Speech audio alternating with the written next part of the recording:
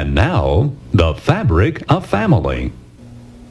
Hi, I'm Barry Gilreath, your host for Fabric of Family, a program that's designed to address issues that are relevant to your family and to my family. And we're so delighted that you are here with us today viewing this program, and we are covering some questions, various questions that have been raised relative to the family. And I have with me today Chad Dolahite. Chad is certainly no stranger to this program. He is an employee with the Gospel Broadcasting Network.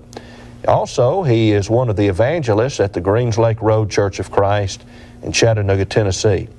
Chad, we're very happy to have you with us today, and know you're going to have a lot of good things to share with us. Chad, I'd like to just get right into the program and to raise this question, see what your thoughts might be.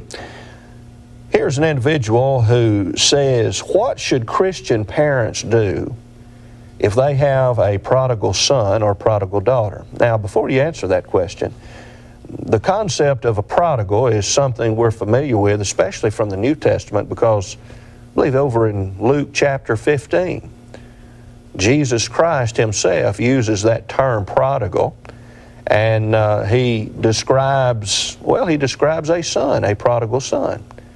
And we know there is a spiritual application that Jesus is making there. But I find that very fascinating, because I think we can learn some things from that chapter that have application to perhaps a situation in which you have a Christian parent who has a prodigal son or daughter. What are your thoughts about that? Well, it obviously is a good application, a good passage, because, you know, here you see a picture of a boy and his father, but not just a boy and his father, it's God and his children. And so there's kind of a dual application there for us as children of God when we go astray, but also for parents, physical parents, who sometimes their children go astray, and let's face it, that happens far more often than it should. But in looking at this passage, one of the things that jumped out to me that I think we can pass along to parents today who have a prodigal son or daughter is you don't compromise. There are certain rules in the house. You know, here's a young man who comes to his father, and he says something that I imagine was very hurtful to the father, because he says in verse 12, "Father, give me the portion of goods that falleth to me." He asked for his inheritance. And I've heard this preached before, and I've preached myself, that, you know, when does a person get an inheritance? When the father's dead. And so this son basically comes and says, "Daddy, I wish you were dead. But since you're not, give me what would be mine if you were dead." So that's a great, I suppose we would say, a great act of disrespect. Disrespect and selfishness. I mean, if ever there were two words that describe selfishness, they would be "give me." And so he says, "Father, give me." And so you can picture some parents today going, now hold on. You know, I know you're upset because I didn't let you stay out too late the other night, or whatever. Don't leave. He doesn't do any of that. He says, "Okay, you can have your inheritance." And he wasn't being mean, he wasn't being unloving, but he was not going to compromise the house rules in order to keep this child happy. And you know, sometimes I think that's a mistake that parents make when they're dealing with a situation in which a child is being rebellious, disobedient. Sure. And in the instance of the question that was raised, one who is in essence become a prodigal, maybe even left the home. Parents began to say, "Okay, now wait a minute, let's don't do that. We'll change some things around here. We'll allow you to have your way. We'll back off of the house rules. You can do what you want to do. You can stay out as late as just don't leave. Well, no parent obviously wants to have their child to leave the home or to be rebellious or disobedient. But it is really a grave mistake to make for a parent to begin compromising principles of truth in order to cater to the whims of a child. Absolutely. It's a huge mistake, and I mean that's one of the things that as I said, that jumps out at me first and foremost in this is here's a father that while he loved his son, in fact, you see later on in this parable that he cares very much for his son, but but he's not going to compromise. And you're right, it's a mistake that sometimes parents make. I've known of situations of parents with a prodigal child who was still at home physically, but they would say maybe the child didn't want to go to services of the church. And they would compromise and say, okay, fine. Here's an 18, 19-year-old child still living at home. All right, you don't have to move out. You can stay home on Sunday mornings and sleep in, or come on Wednesday nights and not have to go to Bible study with us. But I remember growing up, it was an understanding in my home that as long as you sleep under this roof and put your feet under this table, then you will be with the family at the services of the Lord's church. But this father would not compromise, and I think that's good advice for anybody who's struggling with a similar situation.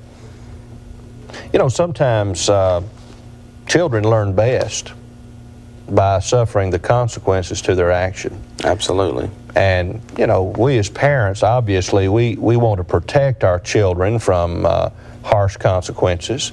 But you take, for example, a situation in which you have a little child, and the little child is constantly wanting to pick Tigger the cat up by the tail. And, mother is constantly running over saying, no, leave the cat alone. Don't pick up Tigger by the tail. That's certainly something that she tries to do because she doesn't want the cat to get, or the child to get scratched. But it might just be that through experiencing that negative consequence of being scratched, that child will learn faster and will learn the lesson better. And it seems, at least in Luke chapter 15, that the father here is allowing the child, the son, to experience the consequences of the decision that he has made. And that is going out into the world. It's not always as easy as it may seem. Is that right? That's right. And sometimes young folks need to spend some time in the pig pen, like this young man did, to learn the consequences of certain actions. Well, what were his consequences in this story? Well, here's the young man. Of course, he goes off and everything's fine when he's got money. But he wasted his substance with riotous living. The end of verse 13 says, which you could literally translate that from the original language, he blew it all. And then verse 14, of course, he had spent everything, and then there arose a mighty famine in that land. Not just a famine, but a mighty famine. So this young man begins to be in want. He goes, joins himself to a citizen of that country. In other words, he goes to work for a fellow, and he gets sent out into the fields to feed swine or pigs. And again, the point has been made many times, this would be very insulting for a young man who is a Jew. This is about as low as you can go, isn't it? Right. You can't get much worse as far as living conditions for a Jewish boy than what is being experienced by this son. Right. And so he takes that job, and I've heard sometimes fellows preach it and say this fellow was reduced to eating the pig's food, but the text here says he didn't even get that. It says he would fain have filled his belly with the husks that the swine did eat, and no man gave unto him. Notice that, the husk that the swine did eat. That's the outer portion of the corn. We enjoy corn, but who of us would want to eat a corn husk? Well, this man was so hungry he would have resorted to eating the husk if he would have had opportunity to do that. Right, and he doesn't even get that. And so he's literally starving to death. But you know what? Sometimes folks need to get to the point where they're starving to death to come to their senses, because that's what happened to this young man. Verse 17, he came to himself. And a New Testament passage comes to mind. Paul wrote that if a man won't work, then he shouldn't eat. That's right. Now, was he being, you think, harsh and cruel there? Absolutely not. He was making a biblical point, obviously writing by inspiration. That's right. If there are some consequences to the actions that we take, and not always are those consequences going to be something that are going to be enjoyable. He says, here's a man, he's lazy, he won't get out, he won't support himself. If someone comes along and supports him, He's able to go out and work, but he doesn't go out and work. Well, what's he going to learn from that? He's going to continue in that type of behavior. So Paul says if he won't work, then he shouldn't eat. Well, it won't take him long to get motivated. Right. If he misses a few meals. And likewise, we see here, this person, they have hit rock bottom, have they not? Sure. And, as you mentioned, as parents, it's so hard because you want to, and I, having 2 small children myself now, I understand that a little better. You want to protect them from bad things that happen. But sometimes when a child makes a conscious choice to go against what they've been told is the right thing to do, like the example with the cat, you tell a child over and over again, sometimes, as they say, the burned hand teaches best. I remember one time an iron had been left, well, it was off, but it had just been turned off. My mother says, don't touch that, it's hot. Said it 2 or 3 times. And I went up and I just had to touch it to find out for myself. And you know what? It was hot and it burned my hand. But, you don't forget those lessons. And sometimes that teaches best. And this father realized that he didn't need to go to the far country and pull his boy out of the pig pen. Yeah. His boy needed to make up his own mind, turn his back on the pig pen, and come home. And part of that experience, learning to do that, was getting down in the mire and just seeing how bad his situation was. And so he gets to that point of where he hits rock bottom, and what's his thinking at that point? At that point, he realizes, hey, there's servants in my father's house that are doing better than I'm doing right now. He realizes, we might say, just how good he had it back home. And so, as the text says, he comes to himself, and that's an interesting study right there. A man that's living a life of sin is not really himself.